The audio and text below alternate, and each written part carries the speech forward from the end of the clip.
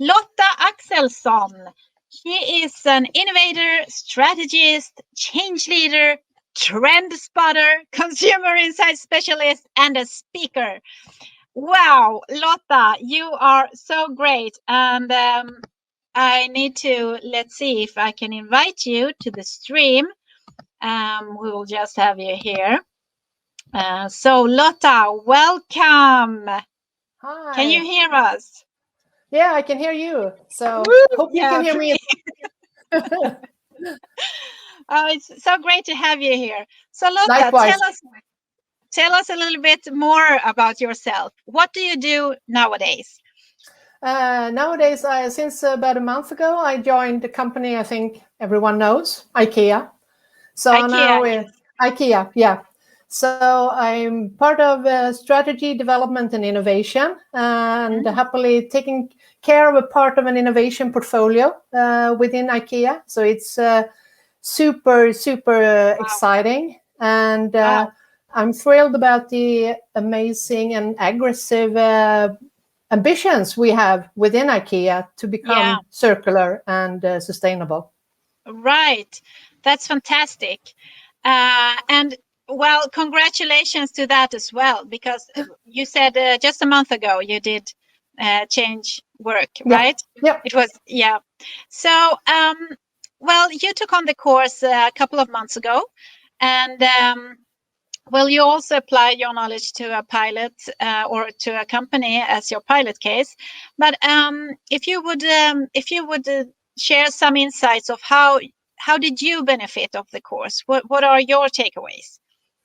Yeah, I joined in a while ago, so I very much agree with my previous speakers, and it's happy to see everyone again who has been networking with. So I would say networking and have the pleasure to grow my network and to connect and discuss and learn with a lot of clever, inspiring, passionate people within sustainability. I definitely think it's super important, and we are all very limited by our own references. So that's why we need to meet and discuss and challenge ourselves. So networking and a new knowledge. And furthermore, of course, a much deeper knowledge on the SDGs as such, and finding out what a great resource they are. And there is so much tools and information and knowledge and insight you can use, so you don't have to invent everything yourself. It's just to dig in and get going. Yeah. And I also appreciated a lot your leading the structure of the course and the inclusion of a lot of frameworks and models. Because I think that's so super important. Normally we just have different pictures in our heads. So that's why I think it's so important to work with visual models and frameworks to create like a common language and a common universe. So when we use all these buzzwords, we know that we mean the same thing. Yeah. So that will be my 3 biggest takeaway and benefits from the course, I would say. Oh, thank you very much. It's lovely to hear. Oh, you know, you have someone cheering on you. Anna Landeboy, superpower person. Thank you, Anna. You are a superpower I miss person. you, Anna. Actually, Anna, she is also on the course right now. So I know. And she's running a very exciting company. Yeah. Tardigrades. Yes. Oh, great. So, and do you have any tips for maybe professionals, like if they want to start working with sustainability, or companies? Would you share some tips of yours with them? Yeah, I would love to. And I think joining this course would definitely be, as Dominika said as well, joining a network like this. But if we look at it from a business perspective, I think I have 3 points. First, I think you need to revisit your strategy from 3 different perspectives. You need to be really updated on the macro trends and the big movements going on in the world and in society and human behavior and all that. And this, Lotta, this applies to whatever company. Absolutely. Yes. Because all these movements, you need to address them, because you need to live with them. We can't really stop them. So you just need to build your knowledge. You need to understand how might this affect my business, my area, what opportunities will occur because of these trends. So that is the first one, the macro trend perspective. Yeah. And then, of course, you need to analyze and be very clear on your vision. What is your reason to exist? Get really deep inside and understand and make it clear and make it clarity. And it's not about putting up some words on the walls. Yeah. It's to have about the vision and the purpose, maybe also. Yeah. And the strong leadership saying, I want to be there. Do you want to join me? We are on this journey. Do you want to join me? But secondly, will be from the vision part. And thirdly, make an assessment of analyze your assets. What are your strengths, and where do you need to partner up? Where do you have gaps? Where do you need to find partners? So that will be the first thing, that revisit your strategy, go through it, and align around that. And secondly, I think you should map your ecosystem and values chain. And I prefer to talk about ecosystem. I think nothing is linear, even though we as humans like to see things as linear. From start to finish.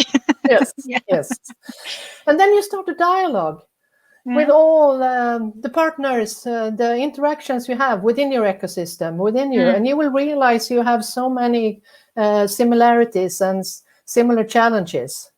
Yeah. And then thirdly, start small experiments. Move away from planning and focus on doing. Yeah, great. That's great. Thank you so much, Lotta. And we have one more cheering on you. That's Emma Järund. Really good tips, Lotta. I miss you too, soon. Emma. We need to catch up. Great. So, Lotta, I'm asking you as well. What are your dreams for the future? I was inspired by previous, but I will first say what I've thought of firstly. And it's my really big dream is that we will see systemic change, systemic change. And that we have where society and big corporations and all kinds of organizations collaborate for a sustainable future. And where we actually move away from growth and increase the GDP as the only way to measure success. We need to find other ways. And I like concepts like the donut economy. I love what Jacinda Ardern do in the New Zealand with the well-being budget. But so overall, it's this systemic change, and we can do it together. And then I also think equality is super important. And it's becoming actually even more important as we are becoming more and more data-driven and using technology and AI, because we should be aware of that most of the data that we use as input are very biased. So we really need to secure that the data we use as input is inclusive and cover all kinds of different perspectives. Otherwise, we will just, I think, really cement the problems we have and still only have one point of view. So and do you see that's really interesting. If I just may ask you, do you see could you give us some examples of where we have been going wrong by not including all I think first from a male-female perspective, it's very obvious that when we talk about the human norm, it's a male norm. And you can look into any area where we at development and all that kind, that we only use one perspective. And that's is bad for all of us. And I strongly recommend, there are two really great books. First of all, I suggest you all should read the Katrin Marsall. A book unfortunately only available in Swedish, I think, but Att uppfinna världen. Is really, and then Invisible Women of Christina Peredo or something. She goes through all different parts of society, just pointing out where we have gaps that we need to fill, because there are so many possibilities going forward if we include all. So it is very much about inclusion as well. Yeah. Diversity and inclusion in Yeah. everything we do. Diversity is theory, inclusion is practice. Yes, you're so great. That's spot on. That's good. Thank you so much, Lotta, for being here and joining us. And I would also like to give you a toast. Do you have a You glass? do. Yes. Cheers. Cheers. And I try to do like this. I don't know if you can see my screen, but Yeah, again. but cheers. Cheers. Congratulations. Thank you. Woohoo.